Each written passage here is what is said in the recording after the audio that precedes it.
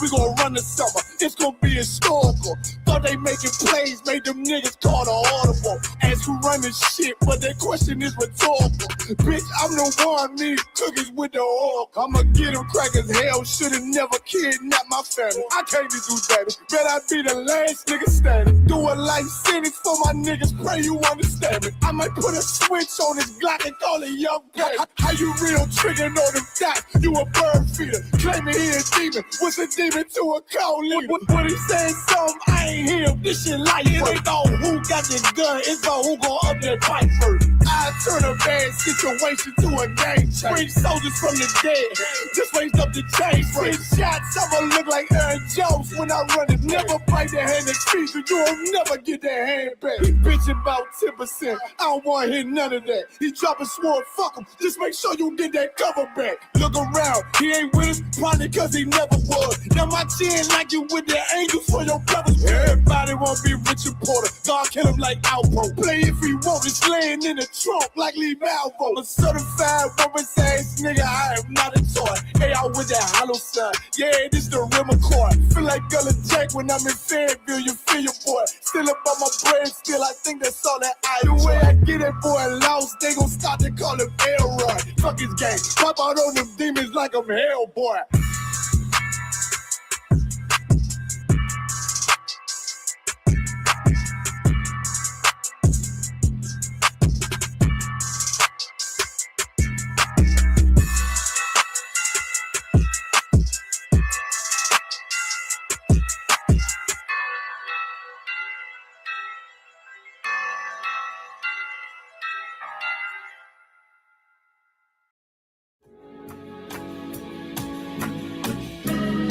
They killed, give me Isaiah 14 and 21. They did the same thing to my people.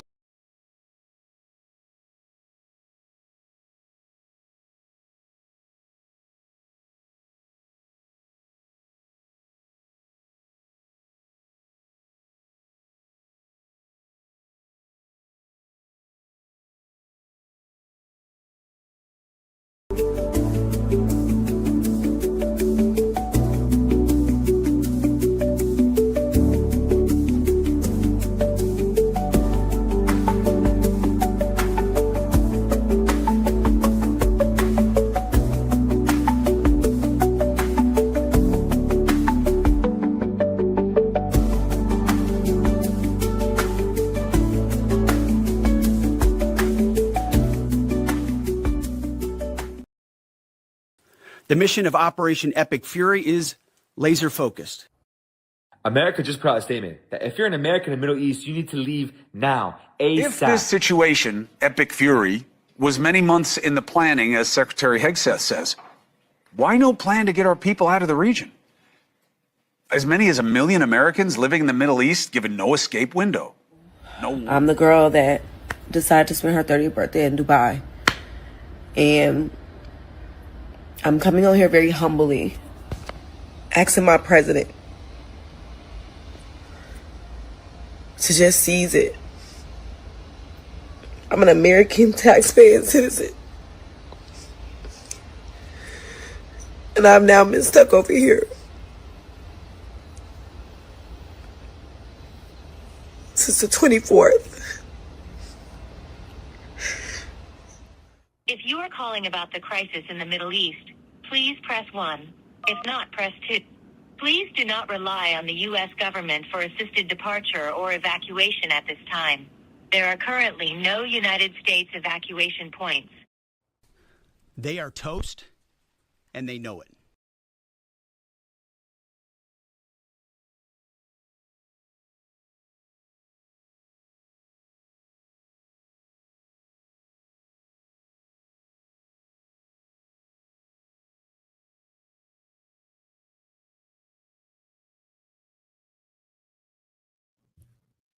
All right, I appreciate y'all joining tonight's class. And for those of you who know, and those of you who don't, this is the Israelite School of Universal and Practical Knowledge under Commander General Yohana, starting out of 1 West 125th Street, Harlem, New York.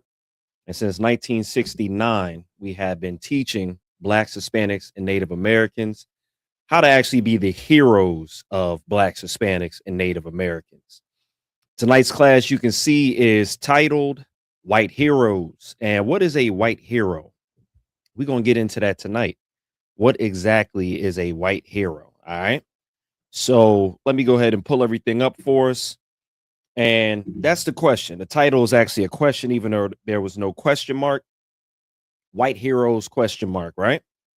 So we see the mistakes of yesterday and today are following what we would call heroes, white heroes, following what we would call leaders, white leaders. And the scriptures tell us who we are and who they are. But if I could, let me go ahead and pull up everything for us very quickly. Give me 1 second. All right. So I want to start off by pulling up something about Alexander the Great. Because if you look at history, the oppressors are who is called the heroes. And these so-called white heroes have been shown in the image on TV, on movies, and the screens as just absolutely great. Some of those to name are Alexander the Great, Emperor Nero, they might not say he's a hero, and they might say that the things that he's done is detestable. But Emperor Nero is actually, one of their heroes because he was able to oppress, black people. But when you look in history, they'll say what he oppressed was Christians, but really he oppressed black people. You have Columbus. There was a video about Christopher Columbus where they want to go ahead and bring back Christopher Columbus Day and put away Juneteenth.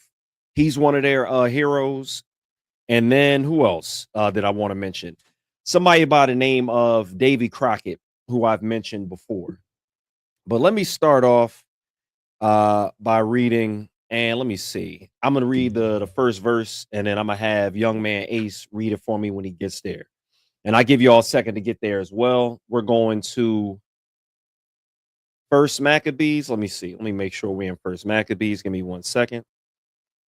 Salakia, we're actually going to Second Maccabees chapter 6 and verse 1. And I'll read it until he gets there with us. All right. This is the book of Second Maccabees chapter 6 and verse 1. And it says, not long after this, the king sent an old man of Athens to compel the Jews to depart from the laws of their fathers and not to live after the laws of God, and to pollute also the temple in Jerusalem, and to call it the temple of Jupiter Olympus, and that in Gerizim of Jupiter, the defender of strangers, as they did desire that dwelt in this place. So I want to highlight something real quick before we move through too quickly. It says, and to pollute also the temple in Jerusalem. So one of the things you'll notice is that these so-called white heroes are the ones that speak great words against the Most High. And I'm using the term hero because they're being heroic for the betterment and the rulership of their people, right? So that's what you would call a white hero. A white hero doesn't necessarily benefit black people, and you're going to see that. All right, young man, you with us? All right, go ahead. Make sure that mic is close to you and start back at verse 1. The book of Second Maccabees, chapter 6, verse 1. Not long after this, the king sent an old man of Athens to compel the Jews to not live after the laws of God. Mm-hmm. All right. So in this time, you have the oppressors making sure that the blacks of this time, which are the Jews are black people, and these Greeks are deciding their fate on what they should serve and to turn away from God. All right. And had these people not done this, had we been left alone, had we not sinned against our God and been conquered by these people, right now there would be no white rulership. There would be no white heroes. I want to read something about Alexander the Great because this takes place during the time of the Maccabees, right? So during the time of the Maccabees, Alexander, before the Maccabees, Alexander the Great was a ruler and had oppressed God's people. Let's look at what Alexander the Great actually is. And let me just fix something real quick. Bear with me for 1 second. All right. Let me just fix that real quick. All right. So that should fix the lighting a little bit. And let me see. All right. And also get those likes up. Let me see if that works. Get those likes up, like, share, and subscribe the video. And let's make sure that we get this message out. All right. So it says, and this is one of their heroes, Alexander the Great. Let me see. Alexander the Great is considered great because of how much of a war hero they're saying he is. And they say he never lost a battle. But let's read that one of these heroes, one of their white heroes. Let's read what's really to Alexander the Great. It says Alexander the Great was heavily involved in the Greek tradition of same-sex relationships, most notably with his lifelong companion Hephaestion and the eunuch Bogus, while his intimate relationships, particularly with Hephaestion, and forgive me for butchering his name, differed from formal classical Athenian pederasty, and what pederasty is, or pederasty is the practice of a Greek or a Roman having a relationship with a young boy. These are what their heroes of old time were involved in. All right. It says often described more as a companionship of peers. He was active in homoerotic relationships throughout his life, consistent with Macedonian and Greek norms. That's why in the scriptures, and by all intents and purposes, he's seen as a hero amongst the European world, the Western world. They teach Alexander the Great as a hero. And here you can see he's involved in things that go against God. He is one of their white heroes. We didn't learn about many black people outside of slavery when we were in history class, right? That's not what we learned about. What we learned about was the men and women that were able to oppress us. And when we learned about ourselves, all we learned about was us being in slavery and fighting for our rights in America under the oppression of the people. And my question is, if these people like Davy Crockett, Alexander the Great, Nero, and other greats, if they're white heroes, then who are the villains? Who are the people that they are supposed to defeat? It would be us. If these people are considered heroes like Christopher Columbus, who are they supposed to defeat? Who are the villains in the story of their heroism? It would be blacks, Hispanics, and Native Americans. But we see what type of people they actually are. And young man, if you could read and just focus on that. If you could read, let's read that from verse 1. And I want you to read from 1 to verse 3. And I'll interject here and there. Salakia? All Maccabees? Yeah, you're going to go to 2 Maccabees chapter 6 and verse 1. Make sure you call it out and make sure you read it loud. Second book of Maccabees, chapter 6, verse 1. Mm-hmm. Not long after the king sent an old man of Athens to compel the Jews to not live after the laws of God. Verse 2, and to pollute the temple in Jerusalem, and to call it the temple of Jupiter Olympus, and that in Garism of Jupiter. And they're sending an old man, and that's a lot of tactics that they have, is they'll send, somebody who we might respect to get us to turn away, from our laws. They'll get us to lessen our morality by sending somebody that in our eyes is one of our people. But continue. No, just from where you are. And that in Garism of Jupiter, the defender of strangers, as they did desire that dwelt in the place. Verse 3. Mm-hmm. The coming in of this mischief was sore and grievous to the people. Verse 4. For the temple was filled with riot and revelling by the Gentiles who dealt within harlots and had harlots and had to do with women within the circuit of the holy places. Right. And besides that, brought in things that were not lawful. So in verse 4, it says, for the temple was filled with riot and revelling by the Gentiles. It's talking about the people who don't belong there, The Gentiles can describe in the Bible Israelites, or it can describe the Greeks. In this passage, or in this verse, it's talking about the Gentiles being the Greeks. And it says that there was riot and reveling by the Gentiles who dallied with harlots and had to do with women within the circuit of the holy places. These people that reigned after Alexander the so-called Great, these people who are the heroes of their day for oppressing God's chosen people, they laid with harlots and had orgies and all types of unspeakable sexual acts within the places that God had us set aside for our temples. So when we look back in history and we wonder why these people wouldn't stop something like the Epstein files, it's because there's a history over and over again. And if you're gonna tell me that Columbus was a hero, if you're gonna tell me that Alexander the Great and Davy Crockett were heroes, and we'll get into Davy Crockett and who he was, because we're reading a story about what a hero really is. Christ, a black man from the tribe of Judah, is a real life hero. He's a real life hero. And what we're seeing with their heroes is that their heroes are here to oppress us. Their heroes are here to stifle and put out the voices of the saints. Their heroes are here to defile the temples and make sure that the actual voice of the Lord doesn't go out through the land. That slavery is all over the place. Even till this day, there is a somewhat of a high profile case where the unaliver of a rapper named I think his name is Fulio. They're showing his court case, and I was going to show it, but I'm having some lagging issues with playing videos, as y'all can see in the beginning.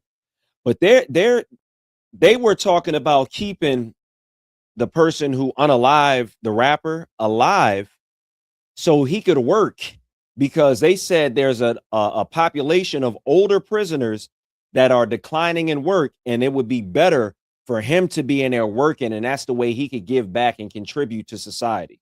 Let alone, don't build schools. Don't put out morality into the world. Don't make it to where things that are not supposed to be shown on TV are no longer shown and corrupt the minds. They rather just have you in the prison system working. And the court system is seen as some type of hero when they're exploiting Blacks, Hispanics, and Native Americans. All right. Let me see. Do I want you to go read verse 4 and 5 for me? Verse 4. For the temple was filled with riot and rebelling by the Gentiles, who dallied with harlots, and they had to do with women within the circuit of the holy places, and besides that, brought in things that were not lawful. Verse 5. The altar, which was also filled with profane things, was it lawful for a man, or no, verse 6. Was it lawful? No, I just wanted you to read 5 over for me again one more time. Verse 5. The altar was also filled with profane things, which the law forbiddeth. Right. So this is all that they have to offer. If you look at today, the rulers of the world are the ones that are wicked. Even the scriptures say that, right? There's so much going wrong with the world that is not being addressed. And it's not being addressed because the people that rule don't have a sense of morality in them. If they're lied in them the real heroism that is needed to heal the world, how come the world isn't healed? That's a question that we should ask. All right. Let me read another one of them. All right. This is some words about Emperor Nero. And we've mentioned them before, but we're going to go more in depth about these people for the sake of this class. It says, Emperor Nero is considered responsible for initiating the heavy oppression and subsequent military suppression of Jerusalem, which led to the destruction of the temple. If you know history, if you've seen any classes from ISUPK, you would know that the Jews are black. You would know that they were called nigger in Antioch. We've had that in classes before. I would love to pull it up now, but for the sake of the time of the class, research that on your own. Use the blue. Matter of fact, I might still pull it up. Give me 1 second. I might still pull it up. Give me 1 second. Young man, do me a favor. Read, because what we need to do is understand what history are, who the villains actually are, and who the actual heroes are. The heroes are going to make sure that the so-called white man, the oppressor, does not destroy the world, because there's no such thing as the cartoon Captain Planet, right? You ever heard of that? Wow. Kids don't even know what Captain Planet is. They don't. There's so much that has nothing to do with morality on TV, or this, like a shell of morality that kids don't. The young man that's reading is 11. Captain Planet, if you grew up back in if you were a kid back in the 80s, the 90s, maybe the early 2000s, you know Captain Planet's about littering. It's about, people coming together, this, that, and the fourth. The message with Captain Planet, even though on the surface, it was talking about healing the earth, and all the pollution that was going on. It was really a brainwashing tool as well. And that's just a quick segment. Captain Planet was about all nations coming together and healing the world, when that's not possible. Because in order for this oppressor to be comfortable in rulership, there can't be a coming together. There has to be a sort of unspoken hierarchy, per se. So that doesn't exist, but the young man don't even know what Captain Planet is. But right now, the earth is being destroyed through so-called space exploration, through so-called garbage trucks with landfills. Do you know that when you actually recycle things, that there's an end of cycle date for those products, and most of it still goes to a landfill because they can't even recycle it? The earth is being destroyed by the very leaders of it right now. All right. Well, let's get back to Emperor Nero. Emperor Nero was, I believe, a Roman who led. Yeah, he was a Roman who led to the suppression of our brothers and our forefathers in the past. Emperor Nero, and you're going to notice a little something weird about these people from the past. They got something going on with them. It says Roman Emperor Nero ruled 54 to 68 AD. Married a young boy named Sporus around 66 to 67 AD. This followed after the death of his wife. Nero had the boy castrated. So this is a procedure that was done. So anytime you think that there's something new under the sun when it comes to what is that stuff called? Transgender and kids being, transformed into something that they weren't born as. That's something that even happened back before, the modern times, 60 something years after Christ had died. It says Nero had the boy castrated and married him in a public ceremony. He did this for the world to see, treating him as his deceased wife's replacement. These are the people that are lifted up and that we have to learn about as heroes in history, but we don't learn about our people. We don't have any connection that the heroes of the scriptures are actually our forefathers and our foremothers. And that's for a reason, because our image in this world is supposed to be low and their image is supposed to be high. All right. Well, what verse you at? I'm on 7. All right. Verse 7. Let's go. No, 6. Verse 6. All right. Let's read it. 2nd Maccabees, chapter 6, verse 6. Neither was it lawful for a man to keep Sabbath days or ancient feasts. So the very thing they're calling Alexander the Great, in the scriptures it calls him Alexander the Greek. The very thing that the Lord left for us to do, the very thing that the Lord told us to do in Rome, that when Paul described in Romans 9, where he said the promises, when he said the oracles of the Lord, when he said in the giving of the law, it's saying that the predecessors of Alexander the Great, which are following what he put forth, it's saying that it was unlawful for a man to keep the Sabbath. Sabbath, or the ancient fasts, which are the feast days, or profess himself at all to be a Jew. These people were being Hellenized, which in the Greek time means they have to become something different, and that's what you have to become today. But don't be confused and think that if you're like them, you'll get any glory, because being like them doesn't get you any glory. Being like them doesn't get you anything. The scriptures say, do not be like the oppressor. Envy not the oppressor. And I'm paraphrasing. And do not be like the heathen. Let's read that one more time. Verse 6. Neither was it lawful for a man to keep Sabbath days or ancient feasts, or to prevent Ancient fasts. or to prevent. No, it says feasts. It does in yours? Yeah, my book Oh. it says feast. Okay, no sweat. On mine, even though it's KJV, it says fast. No sweat. Or to profess himself at all to be a Jew. Right. All right. Let me see that. All right, no sweat. And let me see. Read verse 7 for me. Verse 7. And in the day of the king's birth, every month that they were bought by bitter constraint to eat the sacrifices, and when the feast of So what do you think that means? It says, in the day of the king's birth, every month they were brought by bitter constraint to eat of the sacrifices. What do you think that means? so they're like, if I'm like correct, it should like they're like celebrating like his birthday or something and forcing the Jews to eat like things they're not supposed to. Right. So one of the sacrifices that they had to eat in those times was pork. And let me see if I can find it. Let me see if I can find it. Give me 1 second. Because there was something I had brought up about birthdays that I wanted to read, but the Greeks and the Romans adopted their practice of birthdays from the Egyptians, and the Egyptians celebrated their birthday every month.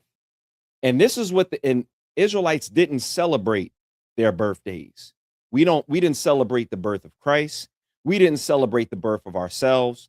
But in these oppressors that are the descendant and the followers of Alexander the Great, one of their heroes, are forcing our forefathers to celebrate his birthday every month and to eat things that are abominable to the Lord.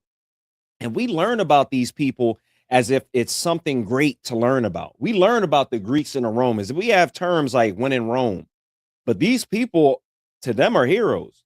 But to us, they are villains and devils. Read that one more time from the top.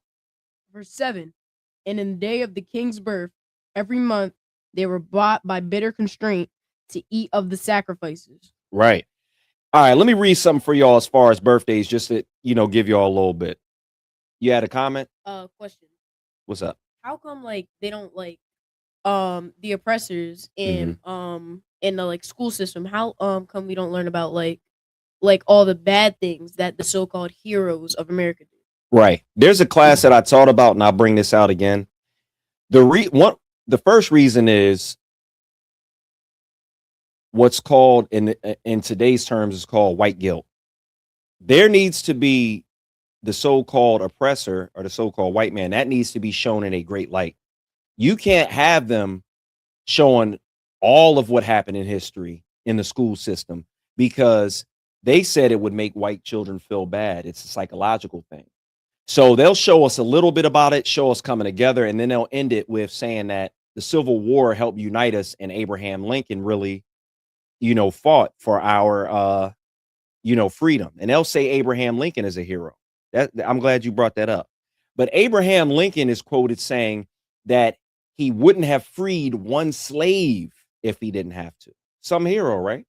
Another reason why it's not taught in the school system of what really happened in history and why they're portrayed as, great and the lies aren't really exposed is because from kindergarten to grade 12, the so-called small hat or the so-called Jewish man is inordinately in control of what is taught in the school system. So if we learn that the small hat was in charge or was pretty much the financer and the insurer of the slave ships, we're going to look at them in a different light. We're not going to see them as the victims of what Hitler did. We'll see them as just another so-called white man.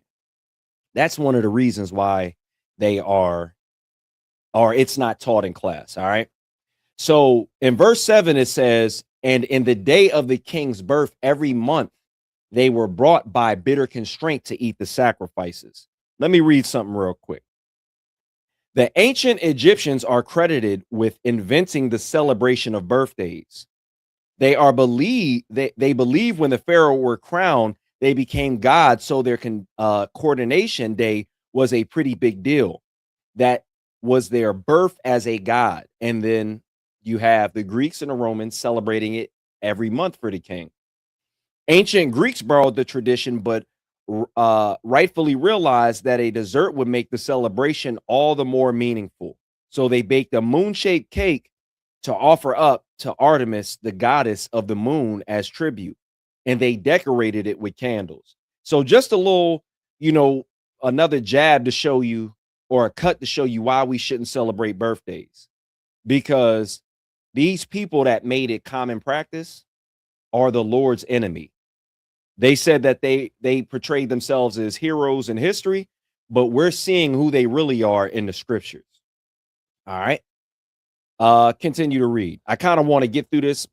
What time is it? Let me just monitor the time real quick. It's All right. like for the sake of time, you want to No, not for the sake of time. I want you to read. Where I continue? Let me see. Go to verse. Read where you left off in verse 7. And when the feast of how you say his name? Bacchus. When the feast of Bacchus was kept, the Jews were compelled to go in procession of Bacchus carrying ivy. Carrying ivy. All right, verse 8. Verse 8. Moreover, there went out a decree to neighboring cities of the heathen by the suggestion of Ptolemy against the Jews that they should observe the same fashions and be partakers of their sacrifices. These people that oppress us and we think in our minds are heroes, the Lord said don't follow and do what they do. Back in the day, we had to follow them. Back in the day, we had to do whatever we were told to do or were forced to do, because unto death, you would be keeping the Lord's statutes. But some brothers went against that. That would be considered a real hero. Somebody that is writing this down, one of the scribes, somebody that's going through this and fighting against this oppression, the Maccabees, somebody who will not eat of these sacrifices and will keep what the Lord said, is an actual hero. Because if it wasn't for them doing this and listening to the Lord, it would be way harder for us to know who we are. All right. Continue to read. Verse 9. And whoso should not conform themselves to the manners of the Gentiles should be put to death. Then might a man have seen the present misery. All right. Let me go to something real quick. I want to show y'all something. All right. This is one of their so-called heroes. All right, let me go to it real quick. Let me see if I can grab it. I'm going to put the first one up and I'll say who he is. This is Davy Crockett. All right. And let me read who they're saying Davy Crockett is. Matter of fact, let me get that for you. All right. Davy Crockett is considered an American folk hero, renowned as a frontiersman, soldier, and congressman who died at the Battle of Alamo.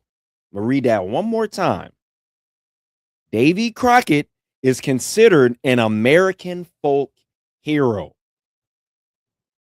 All right. But who was Davy Crockett? Who actually was Davy Crockett? Let me read who Davy Crockett actually was. All right. Davy Crockett is considered, hold on one second. Let me actually read. Let me see. Because I had actually saved where I wanted to go with it.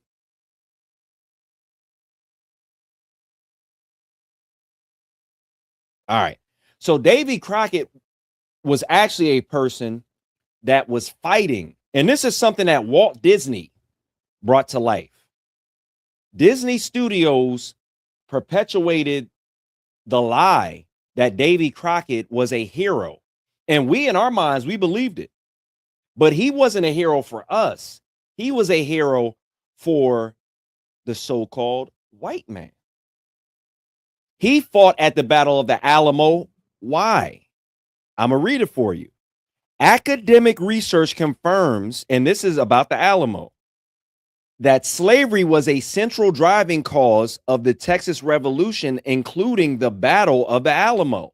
So let me break it down for you.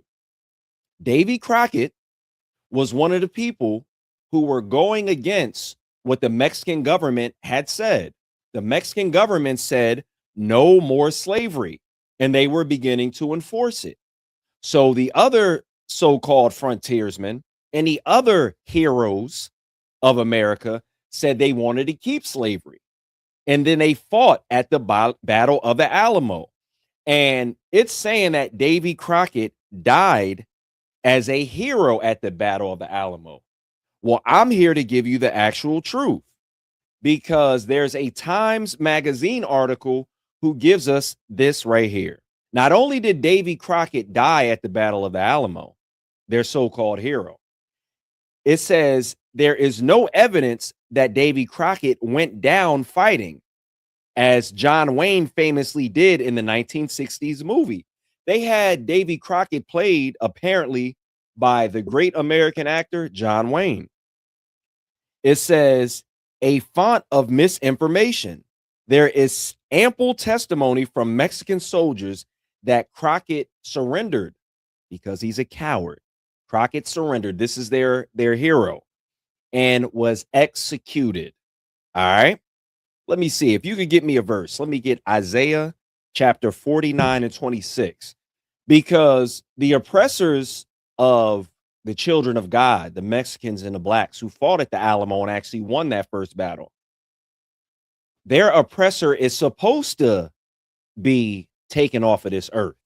And Davy Crockett, the so-called American hero, was taken off of this earth. And he didn't go out fighting in a blaze of glory. Davy Crockett was a coward who surrendered and was executed. What was the verse in chapter? And that was Isaiah 49 and 26. I can pull it up for you if you need. Give me 1 second. You got it? Isaiah 49 and 6. And I'll give you a second to get there with me. All right. And I'm going to read a little bit more. It says, American settlers in Texas revolted in part because the Mexican government, which had banned slavery, was tightening control and enforcing anti-slavery laws. This is what the heroes of America fought against, which had banned slavery and was tightening control and enforcing anti-slavery laws, threatening the economic foundation of the plantation focused colonists. So when Davy Crockett surrendered and was executed, the Lord wanted that to happen. Go ahead. 49:26 or 49 and 26. Isaiah chapter 49 verse 26. Make sure you speak into the mic, please. And I will feed them that oppress thee with their own flesh. And Salakia. I wanted that verse later. I actually wanted Isaiah. I wanted Isaiah 14 and 4. And I can get there. I can get there with you. 1 second. All right. And that's Isaiah 14 and verse 4, whenever you get it.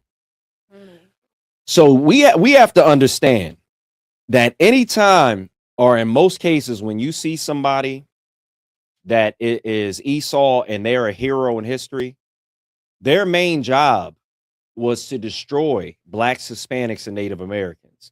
This so-called hero has been seen as something great for years and years and years, and the general public doesn't even know what the Battle of the Alamo was actually about. It was about keeping slavery in Mexico and America. That's what it was about. So when brothers and sisters don't understand that the reason why blacks and Hispanics are no longer fighting together, they don't understand that the white heroes won. Eventually, the white heroes won, and they destroyed the saints of the Most High, which are blacks, Hispanics, and Native Americans. Go ahead and read that verse when you got it. Isaiah chapter 4, the book of Isaiah, chapter 14, verse 4.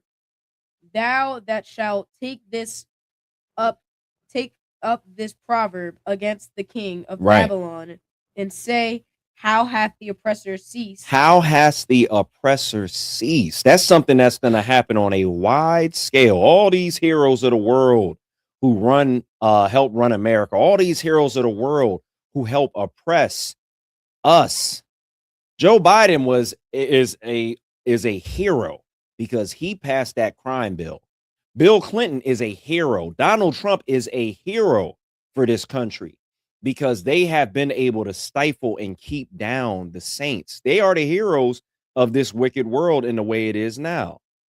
Go ahead, read that one more time, because this is what's going to eventually happen. Yeah, you had something to say?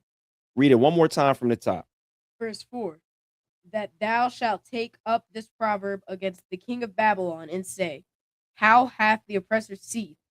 Ceased. The golden city ceased. Verse 5.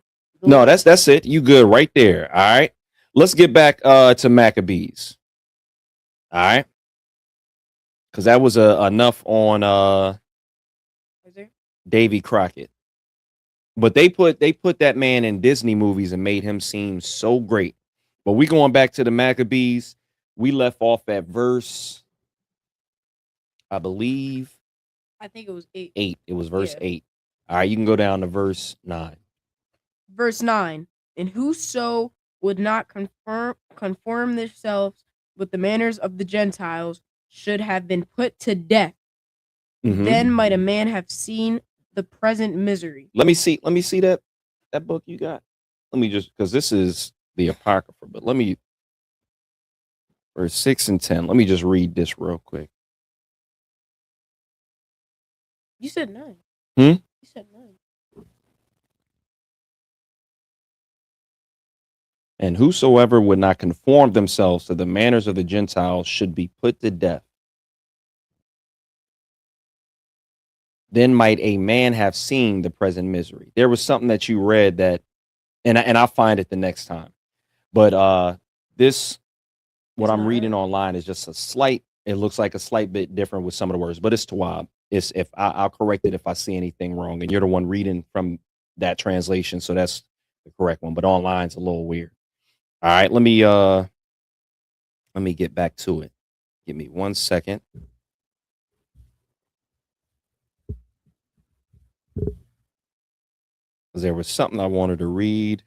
All right, continue, because we're going to talk a little bit about Christopher Columbus within these verses as well. Verse 10. Right. For there were women brought who had circumcised their children, whom when they had openly led round about the city, the babes hanging at their breasts, they cast them down in headlong from the wall. So, do you understand what's happening in this verse? Okay. All right. Let me get the verse that I want to read real quick. Read it one more time from the top. See if you can get it. If you can't, I'll break it down for you. Verse 10. For there were 2 women brought who had circumcised their children. Do you understand what's going on there? La. Do you know what circumcision is? La. Okay. Like told them the wrong thing? No. All right. This is Leviticus chapter 12 and verse 3. This is a law that we are supposed to keep, and this is what the Israelites are supposed to be doing. And in the 8th day, the flesh of his foreskin shall be circumcised. Let me get the whole chapter real quick. Give me 1 second.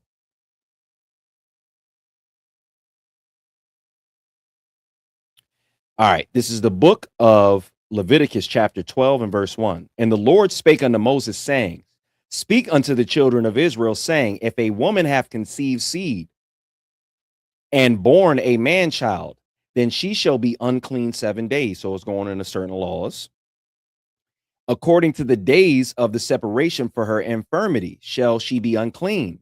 And in the 8th day, the flesh of his foreskin shall be circumcised. So this is a law that was given to us, right? And what that means is when a child is born, when a male child is born, their male member has extra skin on it. That man part has extra skin on it. And as a covenant with the Lord, he said, circumcise or remove that from the child on the 8th day, right? So that's what's supposed to happen on the 8th day. These two women, courageous heroes for keeping the Lord's. But the oppressor didn't want that to happen. All right. So that was a law that they were following. Back in Leviticus, it was told to us, they're still following it, and these times being oppressed by the Greeks. Read that one more time from the top. Verse 10. For there were 2 women brought who had circumcised their children, whom when they had openly led round about the city, the babes hanging at their breasts, they cast them down headlong from the wall. So what they did was, those women have those children like this, possibly even breastfeeding, and though they were brought in front of the people for following the Lord's work, and they were thrown down, and they unalive those children because those women decided to follow the Lord and keep that covenant. All right, keep reading. Verse 11. And others that had run together in the caves nearby to keep the Sabbath day secretly, being discovered by Philip, were all burnt together. What does that mean? They were trying to keep the Sabbath, and a guy named Philip found them and burnt them Right. alive. So they were trying to escape so they could keep the law, statutes, and commandments. And then when they were found, the oppressor had them burned all together because they had made a conscious to help themselves for the honor of the most sacred day. They decided to keep the Sabbath. It's a shame that in this day and age, we have the ability to do whatever we want. It's fake freedom of speech, fake freedoms out here. People are, chopping off their parts, calling themselves this, calling themselves that. They're saying they have the freedom to be a furry, a dog, a cat, or whatever else weird stuff is going on. But in the time of our oppressor, when we have the freedom to profess ourselves as Jews, circumcise our kids, we don't do that. We decide to follow the oppressor who seem to be heroes, but are not. And one of the reasons why we don't understand that the oppressor is because the Pope, who made his son be painted as Christ, was a hero. I'm trying to remember the Pope's name back in that time, but he had his son painted as Christ. You can see it right here on the screen. And now Trump aligns himself with that so-called white hero, white Christ. And that image is seared in Blacks, Hispanics, and Native Americans' mind. And it's hard to see through the fact that these people are vessels of destruction because of that image that we have in the back of our minds. That image that is really just the mark of the beast. All right. Keep reading. Verse 12. Now I beseech those who read this book that they be not discouraged for these calamities. Right. So read that one more time. Verse 12. Now I beseech those that read this book that they be not discouraged for these calamities. What does that mean? He's talking about like the people who are reading this book not to be like scared or like uncourageous about like following the law, statutes, and commandments. Right. And if you decided to be courageous, as you put it, and still follow the laws, the statutes, and commandments against these odds, so that you would be able to pass this on to the generations that would need it, what would that make you? A criminal or something? No. No. If you are able to pass this on and do what the Lord wants you to do, so the generations that follow can have it and uphold what the Lord wants. What would that make you? A hero. That would make you a hero. Not oppressing the Lord's people. You're not a hero when you oppress the Lord's people. This guy right here, that's not a hero. King of the wild frontier. He is one of the devil's angels. That's who that was. He is an oppressor. And when we say, and we call the oppressor a devil, it means they are deceiving, they are lying. And as you can see, history has been taught as a lie. What would we be calling you that for if it wasn't being done to us, if we weren't receiving lies day in and day out about what happened?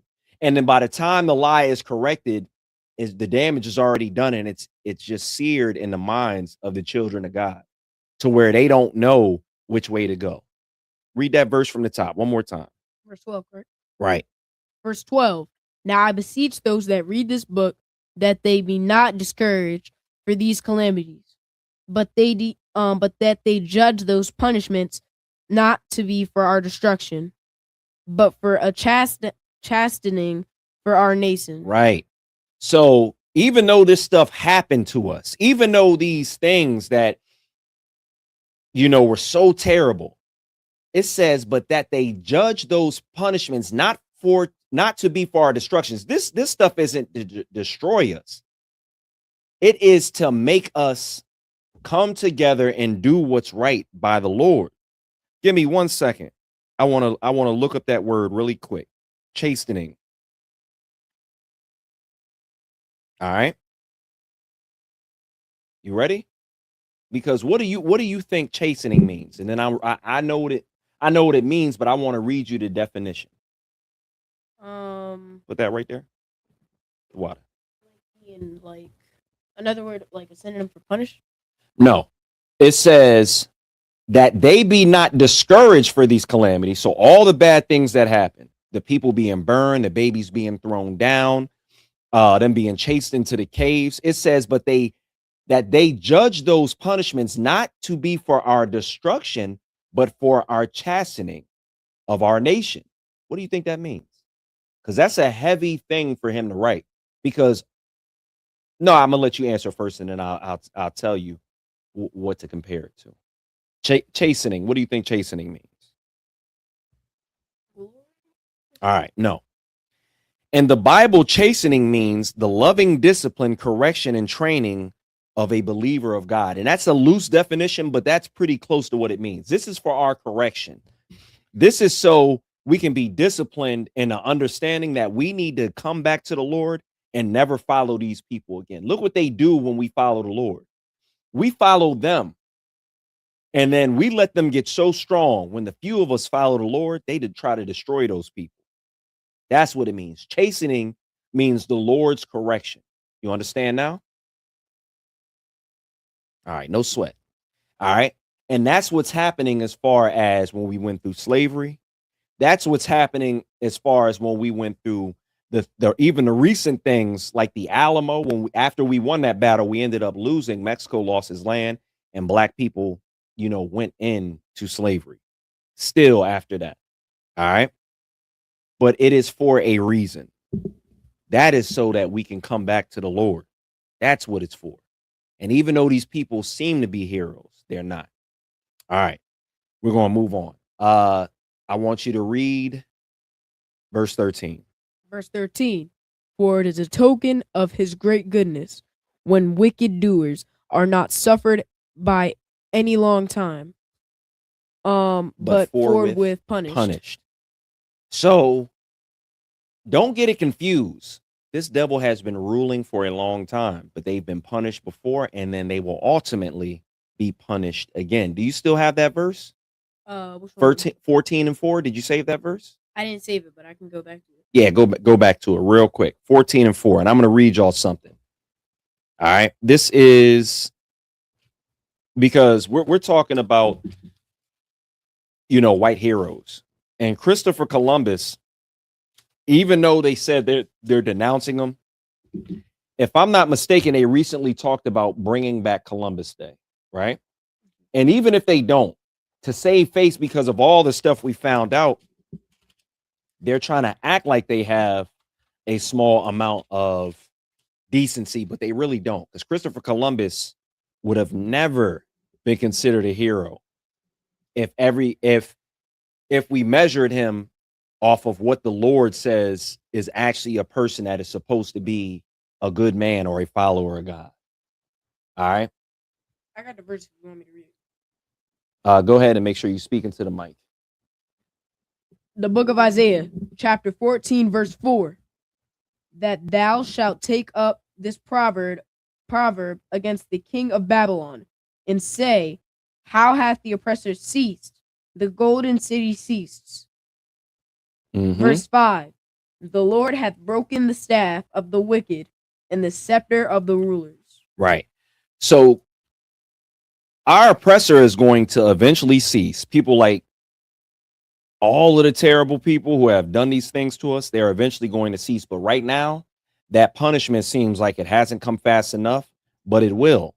And I'll read something because I've been so, out of tune with holidays that I didn't even know this was going on. But this is an AI overview. It says President Trump officially brought back Columbus Day in his 2025 proclamation, declaring Monday, October 13th, 2025 as Columbus Day, following his 2024 campaign pledge to reverse the shift towards Indigenous Peoples Day. So he took the assailant and said, no, Christopher Columbus is a hero. He took the victims and took away their day. Our brothers who suffered and died at the hands of Christopher Columbus, our forefathers and foremothers, was shown somebody that was evil and disgusting, and then that person was shown to be a hero. You have a comment? Question. Go ahead. Why was it taken? Why was like what happened to it? Like, why did they take it down? Why they take it down in the first place? Yeah, was it because the truth got out? Yeah, pretty much. Let me read it for you. All right. That's what I wanted to read. All right. Let's get into it. And keep that Bible verse about the oppressor and hold it. But I want you back in Maccabees, if you could, Baba Kasha. All right. All right. Before you start reading, where you want me in Maccabees? Before you start reading, you want me in chapter 6? Yeah, chapter 6. And I'll tell you which verse when we get there. Now, remember what I said earlier. Davy Crockett, Christopher Columbus, Emperor Nero. Who else did I mention? Alexander the Great. All these people have a hand in oppressing God's people, and all of them are considered heroes by the oppressor. Let's read about Christopher Columbus. Christopher Columbus's writings, particularly his journals and letters to the Spanish crown, contain multiple references to the indigenous population as potential slaves. That's why he's a hero. He wrote back to the crown and said, I have these people that should be slaves. Let me see if I can get that picture from, yes, I have these people who should be slaves. All right. It says they should be potential slaves, servants, and subjects to be exploited. He described them as fine servants, easily subjugated, and suitable to fill the ships with gold and labor. That's why he is a hero. That's why white supremacy wants this day to be brought back. He is a white hero. President Trump officially brought back Columbus Day in 2025. Why? Because Christopher Columbus, even though he's not an American, is a white hero. And he is the one who initiated the transatlantic slave trade. All right. You ask, why was the day taken away? It says Christopher Columbus initiated the two greatest crimes in the history of the Western Hemisphere: the Atlantic slave trade, which is the transatlantic slave trade, and the American Indian genocide. He initiated these things. He is the forefather of slavery. That's why people who wanted to pretend like they had some morality and steal from black people waking up said, yo, you know what? We shouldn't have this day. But white supremacy said, to hell with that.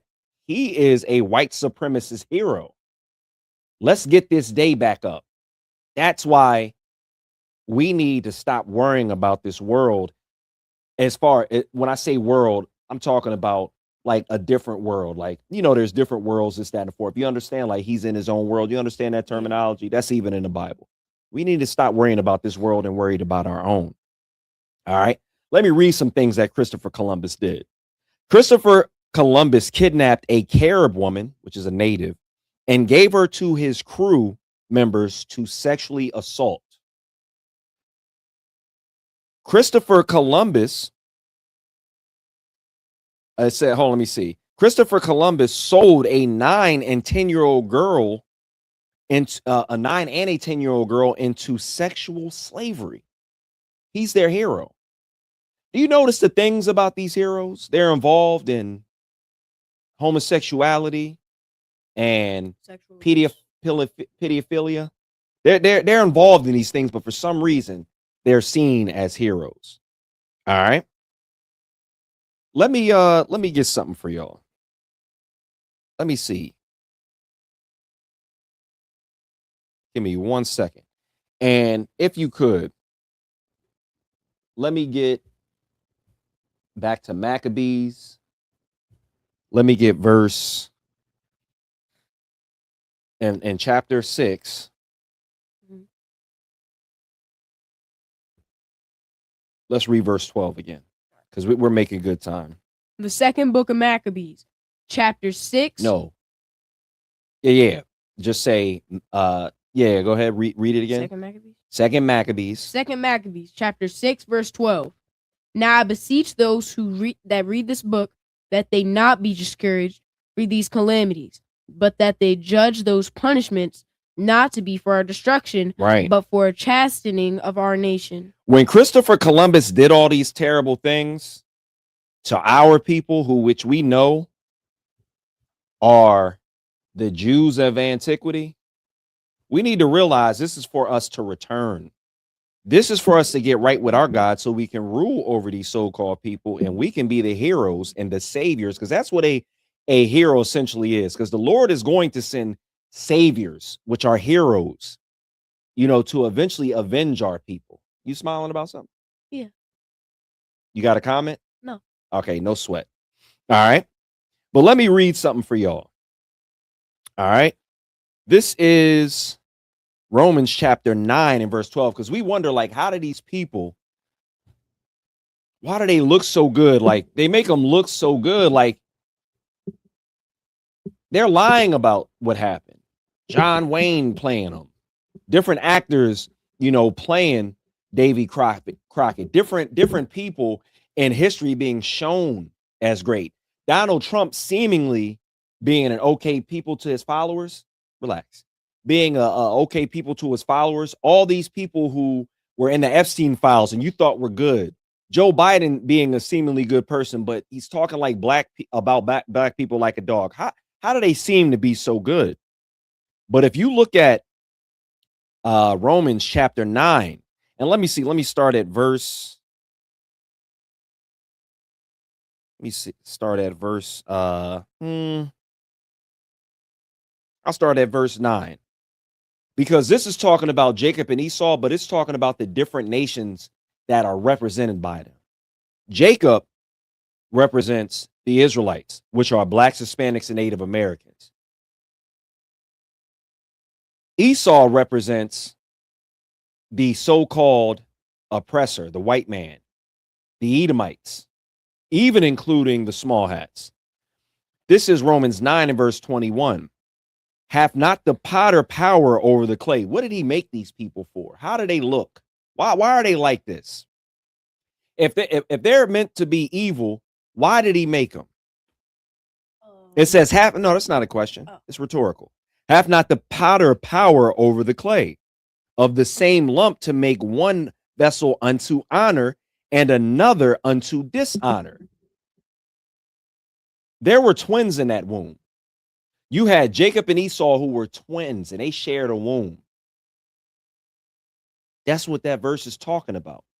But you have one vessel for honor and one vessel for dishonor. So when you have these people who are supposed to be heroes, but they're involved in all these things that are disgusting to the Lord, they wear that suit like it's an Armani suit. It looks good on them. And I heard Captain Zaryak break this down. It looks good on them like a suit, but when we try to put it on, it looks disgusting. It looks filthy. It doesn't fit. These people look like heroes because they were made to be disgusting. They were made to be a vessel of dishonor. And it says so in the Bible. You were at verse, what verse were you at? I was at 12. Verse 12? All right, let's read. But like past verse 12. Yep, we're going to read and I'm going to get you a little bit more on Christopher Columbus.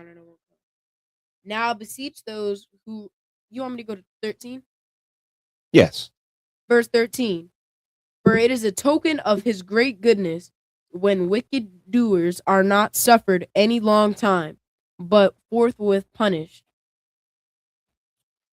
For it is a token of his great goodness when wicked doers are not suffered any long time, but forthwith punished. It is a great thing when these oppressors are punished and die in their calamity. That happened with one of the heroes of the so-called oppressor of white supremacy. But it has not happened completely to their people. All right. When we think about Christopher Columbus and Trump establishing in that day, it's not because Christopher Columbus discovered America, because there are Harvard articles about how people who spoke Hebrew, actual Jews, discovered America far before Christopher Columbus. There's artifacts that predate Christopher Columbus by upwards of 1,000 and almost 2,000 years. I'll read it if you don't believe me. Let's read it. It says, and this is from the Harvard Crimson. I'll give you a little background on what the Harvard Crimson is. The Harvard Crimson is the student newspaper of Harvard University and was founded in 1873. So it may have some credibility. It says, run entirely by Harvard College undergraduates, it served for many years as the only daily newspaper in Cambridge, Massachusetts. That whole city, this used to serve, and it had an article in 1970. Let me see if I can find that article. All right. Give me 1 second. All right. And let me see if I can get, let me see.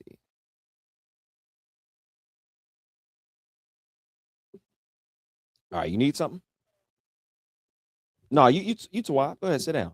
No, you too wide. You too wide. All right, so this is the Harvard Crimson article, and it says, did Hebrews discover America? So Donald Trump and the rest of the liars can't say that Christopher Columbus is a hero because he discovered America. Because I'm saying it's because he discovered transatlantic slavery. That's the reason why he's a hero. No other reason why. He didn't discover America. People had discovered it before, and there were people here. You can't discover something that's already lived in, as we always point out. I can't go to your house, and because I decide I can take advantage of you, I discover your house and I put you in slavery and take all your belongings. That's not discovering something. That's robbery. That's thievery. Should we really have celebrated Columbus Day last week? And this is when the article was written, October 22nd, 1970. And it starts off saying, should we really have celebrated Columbus Day last week? According to Brandeis professor, who says the ancient Hebrews reached America 1,300 years before Christopher Columbus. So what is he saying? He's saying, should we celebrate it? And then what else is he saying? That the Hebrews discovered America 1,300 years before Christopher Columbus. These explorers allegedly set foot in the New World around 135 AD. There was more than one boatload. Cyrus H. Gordon said last Sunday, perhaps it was a two-way affair with some colonists returning to the old world to spread the news. We do not know how long the colony lasted. I'm not going to go too far much in the article, but Christopher Columbus is not a hero. The reason why white supremacy keeps his heroes is because they love when somebody was great at putting us in slavery. They love when somebody is going to destroy people like us. They love it. St. Patrick's Day. I think St. Patrick destroyed Africans, but he's a white hero.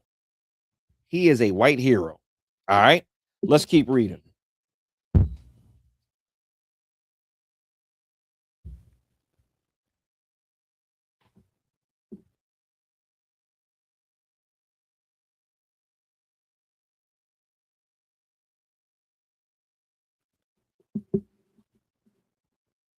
Let me get Second Maccabees chapter 6 and verse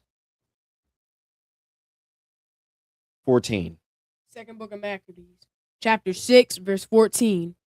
For not as with any other nations, whom the Lord patiently forbeareth to punish, till they come to us with the fullness of their sins, so dealeth he with us. What does that mean?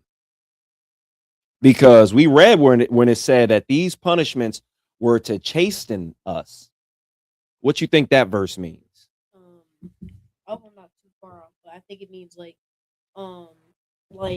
for like the sins of like the other colonies and nations and so-called white heroes of America. He is like eager, the Lord is like eager to punish. So no, that's not what it means. I'm gonna read it for you one more time. All right, we're at verse 14, correct? It says, for not as with other nations. So the Lord isn't dealing with any other nations, right? What nation of people did the Lord deal with? The Israelites, right? It's saying, let me see. Let me see if I can actually find a precept. All right, Psalms 147 and 20. So I'll get to that. See if you can find that while I read this. Psalms 147 and 20. And you don't have to set that on the floor. No sweat. It says, now I beseech those. No, I'm sorry. We're in verse 14. This is the book of Second Maccabees, chapter 6 and verse 14. For not as with other nations, whom the Lord patiently forbeareth to punish, till they be come to the fullness of their sins, so dealeth he with us. It's saying that the Lord has never had any patience or dealings with another nation to be patient with them and deal with their sins and wait till they come back like he's dealt with us, right? So let me read that in Psalms 147 and verse 20. This is the book of Psalms, chapter 147 and 20. And don't worry about it. You can just hold 14. We'll reread it right after this. He have not dealt so with any nation. Matter of fact, let me read up a little bit. This is the book of Psalms, chapter 147 and verse 18. He sendeth out his word and melteth them. He causeth the wind to blow and the waters to flow. He showeth his word unto Jacob. So he showeth his words unto his people, the Israelites. His statutes and his judgments unto Israel. He hath not dealt so with any nation. And as for his judgments, they have not known them. Praise ye the Lord. That's what that verse is talking about. You understand now? No sweat. Let's move on. All right. Let me get verse. Matter of fact, read that verse and we'll move down and we'll start to move through it. Second book of Maccabees, chapter 6, verse 14. Try to speak directly into the mic. No. Matter of fact, if you have to do that, you could no, not that part. Yeah, no, right there. Yeah, pull that down. Just push it down a little bit. Use your strength.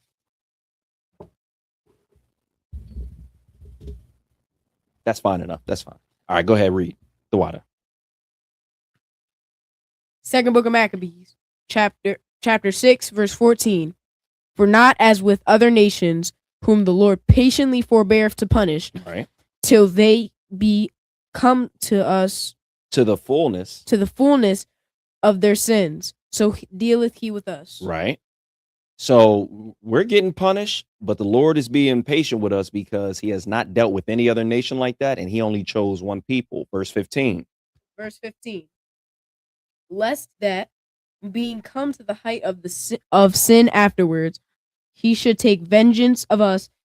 Verse 16, and Mhm. therefore he never withdraweth us He his never mercy. no, slow down. Let's read that good. I know the words are small in that apocrypha, but read that from the top. Verse 15. Verse 15, lest that, being come to the height of sin, afterwards he should take the vengeance of us. Right. Lest that being come to the height of sin, afterwards he should take vengeance of us. Verse 16. And therefore he never withdraws his mercy from us. The Lord could have been destroyed us. All of the things and the weapons that the oppressor and these heroes of white supremacy have forced upon us, the Lord has continued to show us mercy. Even though they're trying to till this day destroy us, the Lord is still with us. Even though we have been completely in Salakia, I put the screen right in the camera, Salakia. Even though we have done such terrible things and these people have been able to rule over us, the Lord has not let us been destroyed. All right. I'm gonna get us one more thing because this was messed up. I want to show y'all something. I'm gonna give y'all, let's see if this is another white hero. Let me see. Give me 1 second. All right. Why would I do that?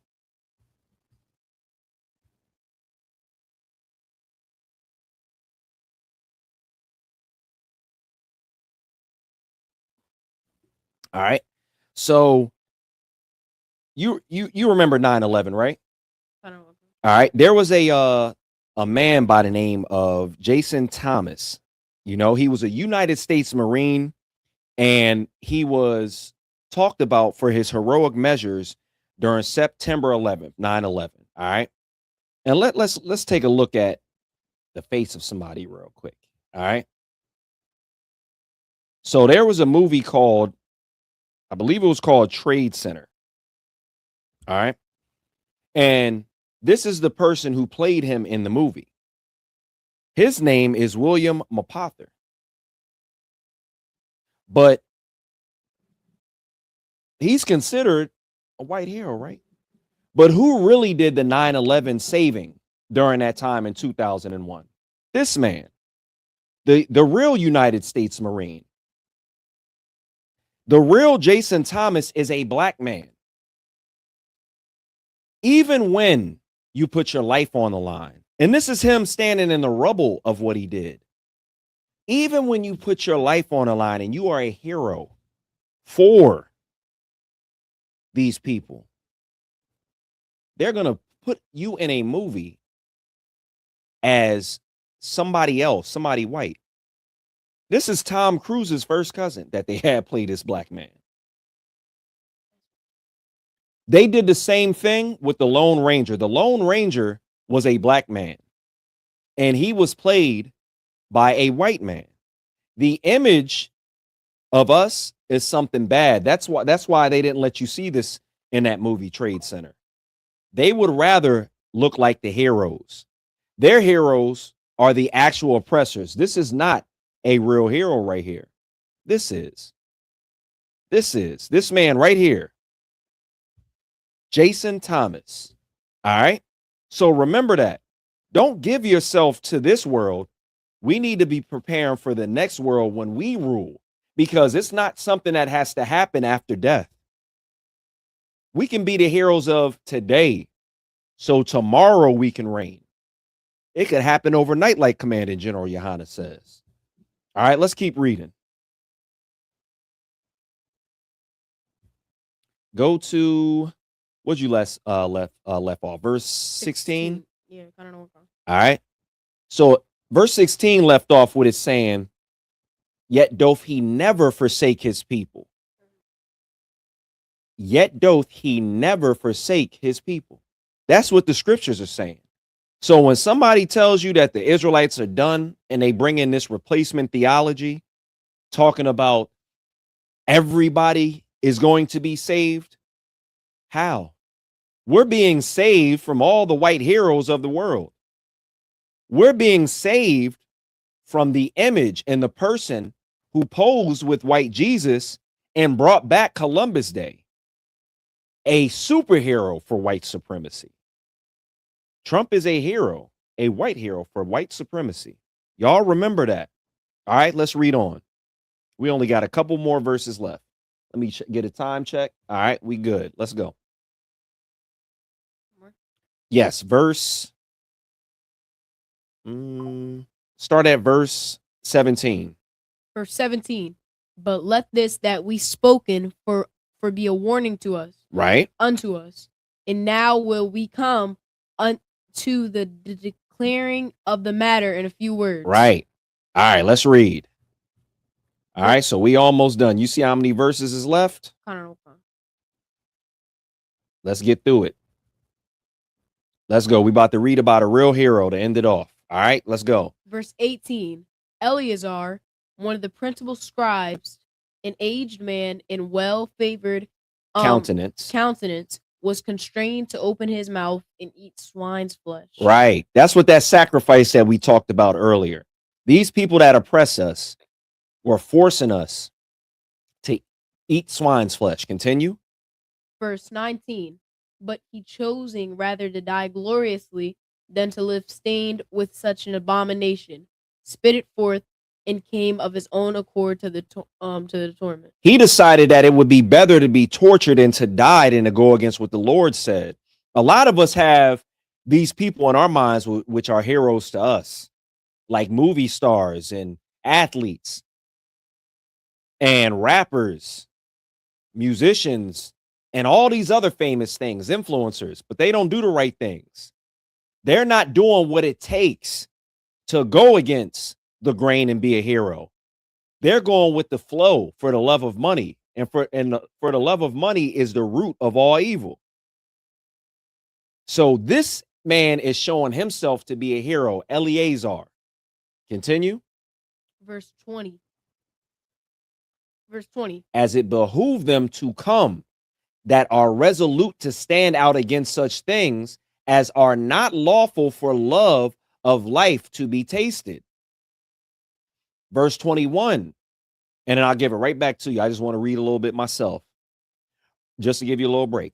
But they that had the charge of that wicked feast, for the old acquaintance they had with the man, taking him aside, besought him to bring flesh of his own provision. So what you think that means? But they that had the charge of that wicked feast, the people who were in charge of forcing him to eat that swine's flesh, for the old acquaintance they had with the man, taking him aside, besought him to bring him flesh, bring flesh of his own provision. What you think that means? If I'm correct, they knew that man, right, as a friend, right, and they still, purposefully, in knowing that he didn't do that. So let me break it down for you, so we don't go too far off. They, like you said, he was an old friend of theirs. They took him to the side and pretty much was like, "Hey, man, just eat something that you choose. Eat some chicken, eat some beef, eat it, but make it look like you're eating the sacrifice of the king." All right. It says, taking him aside, besought him to bring flesh of his own provision, such as was lawful for him to use. So it was something that he could eat, and make as if he did eat of the flesh taken from the sacrifice commanded by the king. All right. That in this doing he might be delivered from death, and for the old friendship with them find favor. So if he eats the chicken or the beef and makes it look like pork, they'll save his life. Read verse 23. Verse 23. But he began to consider discreetly, and as became his age, and the excellency of his ancient years, and the honor of his gray head, whereon has was come, as his his honest education from a child, Right. or rather the holy law made and given by God. So what that means is when it says, and his most honest education from a child, or rather the holy law made and given by God, he was brought up with morality. But what really pushed him was the fact that it would go against God, the God-given law to do this. Continuing, therefore he answered accordingly and willed them straight ways to send him to the grave. He said, have at it. Go ahead and kill me. I'm not going against the Lord. And so they, through mine hypocrisy and desire to live a little time and a moment longer, should be deceived by me. Oh, Salakia, let me reread that. And so they, through mine hypocrisy and desire to live a little time and a moment longer, should be deceived by me. And I get a stain to mine old age and make it abominable. He's been good all this time. He's not taking a stain on all the great things that he's done. He is going to follow the laws and the statutes and the commandments. That's what he's going to do. He decided to be a hero. He decided to show what is really supposed to happen because it is abominable to the Lord. Verse 26. So we're in 2 Maccabees chapter 2, or Salakia, 2 Maccabees chapter 6, verse 24. All right, I left off at verse Salakia. We're going to verse 26. For though for the present time I should be delivered from the punishment of men, yet should I not escape the hand of the Almighty, neither alive nor dead. Whether you're alive or dead, you cannot escape the Most High. The Most High, I'm going to summarize, said, don't be afraid of those who can kill the body, because the Most High can kill the body and the soul. He can kill everything about you. Or Salakia, he can destroy everything about you. He can destroy you right on this earth. And it would be something worse than death. It would be better to stand with the Lord and be a hero and be one of the saviors of your brothers and sisters than to try to save your life for a little longer or try to look good in the eyes of the oppressor. Verse 27.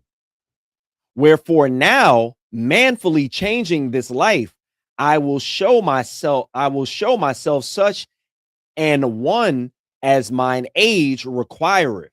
He said, I'm going to show you how to be a man.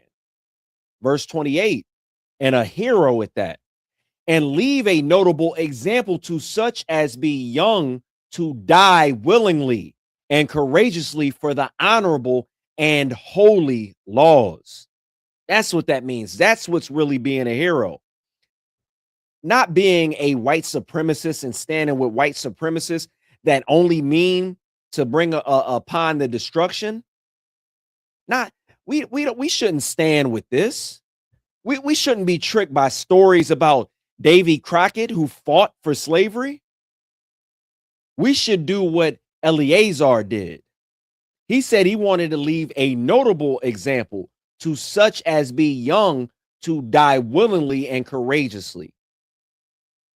And when he had said these words, immediately he went to the torment. They immediately started destroying that man, immediately. But he died a hero. He was a notable example. Verse 29. They that led him changing the goodwill, they bear him a little before into hatred, because the foresaid speeches proceeded as they thought from a desperate mind. But when he was ready to die with stripes, he groaned and said, it is manifest unto the Lord that hath the holy knowledge, that whereas I might have been delivered from death, I now endure sore pains in body by being beaten. This is the true test of a hero right here. But in soul am well content to suffer these things, because I fear him. Pray to the Lord you have this type of courage. Pray to the Lord that you are willing to be this type of hero, even though it seems bad. Even though it seems like something that's hard, Eleazar did it, and he left a notable example. And thus this, in verse 31, and thus this man died, leaving his death for an example of a noble courage and a memorial of virtue, not only unto young men, but unto all his nation. All right. And that is my time for today. Remember, the ISUPK is bringing up men that are willing to give their life for the Lord's statutes and commandments, so that in times to come, we will stand and be heroes. So we are no longer oppressed by white supremacy, that men that reign over us get to look like heroes when really they are actually a part of the synagogue of Satan. With that being said, tune in for more classes this week. Lord willing, we have a food drive up in Trenton, New Jersey, to go ahead and feed the homeless. And Lord willing, we'll see you in class. With that being said, that's my time. Shalom.